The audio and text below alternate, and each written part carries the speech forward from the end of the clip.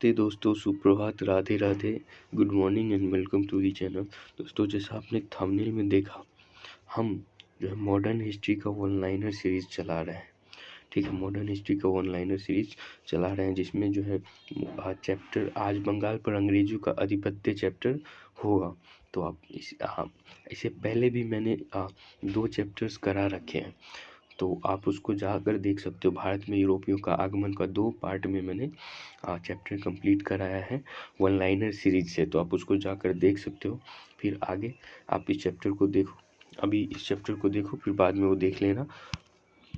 तो आज का चैप्टर है बंगाल पर अंग्रेजों का आधिपत्य। तो इस चैप्टर में जो है ये 1.5-2 पेज का है, तो वन लाइनर सीरीज है, तो फास्ट रिवीजन में आपको मदद मिलेगा वन लाइनर सीरीज में। तो चलिए करते हैं स्टार्ट और करते हैं आगे आज का क्वेश्चन। तो आज है बंगाल पर अंग्रेजों का आधिपत्य, जिसमें पहला क्वेश्चन है एक तरह से, मुगल साम्राज्य के अंतर्गत आने वाले प्रांतों में डैश सर्वाधिक राज्य संपन्न राज्य हुआ, तो ये हुआ बंगाल। ठीक है, मुगल साम्राज्य के अंतर्गत बंगाल जो आता था ना, उसमें सर्वाधिक संपन्न राज्य हुआ बंगाल, क्योंकि जो मुर्शीद कुली खां ना मुगलों से खुद को स्वयं अलग कर लिया था, इसलिए। फिर आगे है, मुर्शीद कुली खां कैसा शासक था, तो इसका आंसर हो जाएगा स्वतंत्र शासक था। फिर आगे मुर्शीद कुली खां ने अपनी राजधानी ढाका से डैश से स्थानांतरित किया। तो मुर्शीद कुली खां जैसे ही बंगाल का नवाब बना ना, तो उसने जो है एक शहर बसाया मुर्शिदाबाद नाम से, और उसने अपनी राजधानी ढाका से जो मुर्शिदाबाद ट्रांसफ़र कर दिया। चलिए बढ़ते हैं आगे।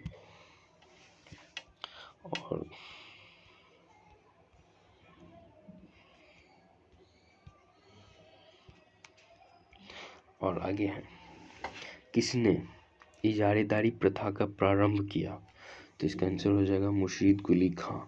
मुर्शीद कुली खां ने इजारेदारी प्रथा का प्रारंभ किया था। कृषकों को तकावी ऋण किसने प्रदान किया, तो मुर्शीद कुली खां ने कृषकों को तकावी ऋण प्रदान किया। तकावी ऋण एक तरह से कृषकों को अधिक कृषि करने के लिए ना अग्रिम ऋण हुआ करता था, अग्रिम ऋण हुआ करता था, उसे तकावी ऋण कहा गया, और ये मुर्शीद कुली खां ही देना प्रारंभ किया था। आगे मुर्शीद कुली खां का उत्तराधिकारी कौन बना, तो मुर्शीद कुली खां का उत्तराधिकारी शुजाउद्दीन बना। आगे गिरिया का युद्ध कब हुआ, तो गिरिया का युद्ध 1740 ईस्वी में हुआ था, ध्यान में रखना इसको। चलिए बढ़ते हैं आगे। आगे है, बिहार के सर सूबेदार अलीवर्दी खां कहाँ के नवाब बने, तो बंगाल के नवाब बने, यही पढ़ते आ रहे हैं अभी स्टार्टिंग से। आगे है, किसके शासन काल में बंगाल को भारत का स्वर्ग कहा जाने लगा, तो अलीवर्दी खां होगा। क्यों, क्योंकि अलीवर्दी खां जैसे ही शासक बना ना, बंगाल का नवाब बना ना, तो इसने जो मुगलों को अपना राजस्व देना बंद कर दिया, और उसने उसी पैसे से बंगाल के विकास में जो है उसने उस पैसे को खर्च किया, इसीलिए इसके शासनकाल में भारत का स्वर्ग कहा जाने लगा बंगाल। चलिए बढ़ते हैं आगे। और आगे है, अलीवर्दी खां का उत्तराधिकारी कौन बना, तो अलीवर्दी खां का उत्तराधिकारी सिराजुद्दौला बना। फिर आगे सिराजुद्दौला किसका दामाद था, तो ये अलीवर्दी खां का दामाद था। ठीक है, ये पूछता भी है कि अलीवर्दी खां का उत्तराधिकारी कौन बना, तो अलीवर्दी खां का उत्तराधिकारी सिराजुद्दौला बना था। चलिए आगे है, कालकोठरी त्रासदी, जिसे ब्लैक होल ट्रेजेडी के नाम से भी जाने जाती है, ये घटना कब हुई, तो ये घटना जो 20 जून 1756 को हुआ। और ये कालकोठरी त्रासदी में ना ऐसा कहा जाता है कि 146 अंग्रेजों को जो है सिराजुद्दौला ने ना एक छोटे से कमरे में बंद कर दिया था, 146 अंग्रेजों को, जिसमें से अगले सुबह देखा गया तो 23 अंग्रेज जो है जीवित बचे। इसे ब्लैक होल ट्रेजेडी के नाम से जाना जाता है। और ये भी पूछा गया है कि ब्लैक होल ट्रेजेडी की घटना का सबूत या फिर एक तरह से घटना का विवरण किसने प्रस्तुत किया, तो इसका आंसर हो जाएगा जेड हॉलवेल ने प्रस्तुत किया है। इसको ध्यान में रखते हुए बढ़ते हैं आगे। और आगे शुजाउद्दौला द्वारा घटित कालकोठरी की घटना किस अंग्रेज अधिकारी के दिमाग का उपज माना गया, तो ये जेड हॉलवेल है, यही जेड हॉलवेल ने जो इस घटना का विवरण दिया है। ठीक है, और आगे है, प्लासी का युद्ध कब तथा किसके बीच हुआ? तो आप जानते ही होंगे प्लासी का युद्ध जो 23 जून 1757 ईस्वी को रॉबर्ट क्लाइव और सिराजुद्दौला के बीच हुआ था। जो सिराजुद्दौला एक तरह से हार ही गया था। ये कोई युद्ध नहीं था, ये जो था षड्यंत्र था, क्योंकि मीर जाफ़र को जो है रॉबर्ट क्लाइव ने अपने में मिला लिया और मीर जाफ़र ने सिराजुद्दौला को धोखा दे दिया, इसलिए सिराजुद्दौला हार गया। चलिए आगे बढ़ते हैं। आगे है प्लासी के युद्ध में सिराजुद्दौला अपने किस सेनापति के कारण पराजित हुआ? तो ये हो गया मीर जाफ़र की धोखाधड़ी के कारण जो सिराजुद्दौला पराजित हुआ था। चलिए बढ़ते हैं आगे। आगे है मीर जाफ़र को अंग्रेजों ने कहाँ का नवाब बनाया? तो बंगाल का ही नवाब बनाया। सिराजुद्दौला के मारे जाने के बाद, प्लासी के युद्ध की समाप्ति के बाद सिराजुद्दौला जब अपने राजधानी लौट रहा था ना, तो उसको मार दिया गया, हत्या कर दी गई। उसके बाद जो मीर जाफ़र को जो अंग्रेजों ने बंगाल का नवाब बनाया, पपेट नवाब की तरह बनाया।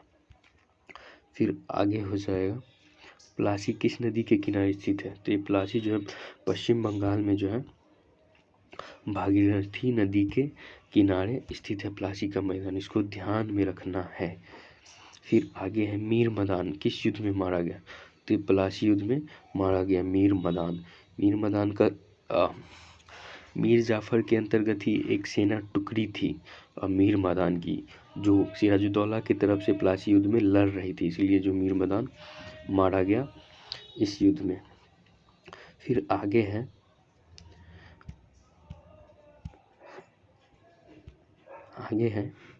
मीर जाफ़र को अंग्रेजों ने कब हटाकर उसके दामाद मीर कासिम को बंगाल का नवाब बनाया? तो 1760 ईस्वी में जो है मीर जाफ़र को अंग्रेजों ने हटा दिया और उसके बाद उसके दामाद मीर कासिम को जो उसका बंगाल का नवाब बनाया। आगे है मीर कासिम ने अपनी राजधानी मुर्शिदाबाद से हटाकर कहाँ स्थापित किया? तो मुंगेर। ये पूछा गया हुआ क्वेश्चन है, इसको ध्यान में रखना है। मीर कासिम ने अपनी राजधानी मुर्शिदाबाद से हटाकर कहाँ स्थापित किया? तो मुंगेर में स्थापित किया। फिर आगे है बंगाल का राजधानी क्रम है, यानी पहले बंगाल की राजधानी ढाका हुआ करती थी, फिर अलीवर्दी मुर्शीद कुली खान ने जो मुर्शिदाबाद किया, फिर जो है मीर कासिम ने मुंगेर को अपनी राजधानी बनाई, ये है। फिर आगे है बक्सर का युद्ध कब लड़ा गया था? तो बक्सर का युद्ध 1764 ईस्वी में अंग्रेजी ईस्ट इंडिया कंपनी पर से संयुक्त सेना में लड़ा गया था। ठीक है, चलिए बढ़ते हैं आगे। बक्सर के युद्ध में किसकी जीत हुई? तो अंग्रेजों की जीत हुई और अंग्रेजी कंपनी की तरफ से नेतृत्व जो है हेक्टर मुनरो कर रहा था। चलिए बढ़ते हैं आगे। और आगे है मुर्शीद कुली खां का शासनकाल कब से कब तक है? तो मुर्शीद कुली खां का शासनकाल 1713 से 1727 ईस्वी तक रहा है। फिर आगे शुजाउद्दीन का शासनकाल कब से कब तक? तो 1727 से 1739 तक जो है शुजाउद्दीन का शासनकाल है, इसको ध्यान में रखते हुए आगे बढ़ना है। और आगे है सरफराज खां का शासनकाल कब से कब तक है? तो 1739 से 1740 ईस्वी तक जो सरफराज खां है उसका शासनकाल है। आप एक तरह से देखते जाओ, मुर्शीद कुली खां का शासनकाल जो 1713 ईस्वी से 1727 ईस्वी तक था, उसके बाद जो उसका उत्तराधिकारी कौन बना? तो शुजाउद्दीन बना, जिसका शासनकाल जो 1727 से 1739 तक था। ठीक है, फिर शुजाउद्दीन का जो है उत्तराधिकारी सरफराज खां बना, जिसका शासनकाल 1739 से 40 था। फिर सरफराज खां का उत्तराधिकारी अलीवर्दी खां बना, जो 1740 से 56 ईस्वी तक शासन किया। फिर आगे है सिराजुद्दौला, अलीवर्दी खां का उत्तराधिकारी जो है सिराजुद्दौला बना, जो 1756 से 57 ईस्वी तक रहा। फिर आगे मीर जाफ़र बना, जो 1757 से 60 तक रहा। ये क्रम वाइज दिया हुआ है, आपको इसे ध्यान में रखना है। ये थोड़ा मुश्किल होता है याद रखना, लेकिन आपको ध्यान में रखना ही पड़ेगा। फिर आगे है मीर कासिम का शासनकाल है, तो मीर कासिम का शासनकाल 60 से 63 है। फिर मीर जाफ़र का शासनकाल आया, वो जो 1763 से 65 तक शासन किया। फिर आगे है निज़ामुद्दौला, मीर जाफ़र के बाद जो है बंगाल का नवाब निज़ाम-उद-दौला बना और निज़ाम-उद-दौला का शासनकाल जो 1765 से 66 ईस्वी तक है। फिर आगे है सैफ-उद-दौला। सैफ-उद-दौला का शासनकाल है 1766 से 70 ईस्वी तक, यानी निज़ाम-उद-दौला का उत्तराधिकारी बना सैफ-उद-दौला और सैफ-उद-दौला का शासनकाल है 1766 से 70।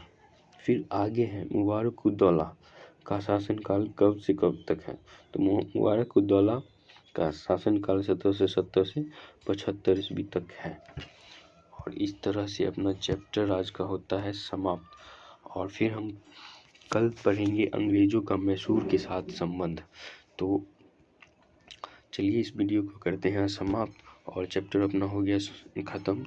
और फिर आगे करेंगे अंग्रेजों का मैसूर के साथ संबंध को चैप्टर स्टार्ट। तो इसीलिए चैनल के साथ बने रहिए, इससे आपको डेली एक चैप्टर का फास्ट रिवीजन के तहत रिवीजन होते रहेगा ऑनलाइनर सीरीज के तहत। ठीक है, चलिए मिलते हैं कल, तब तक के लिए धन्यवाद।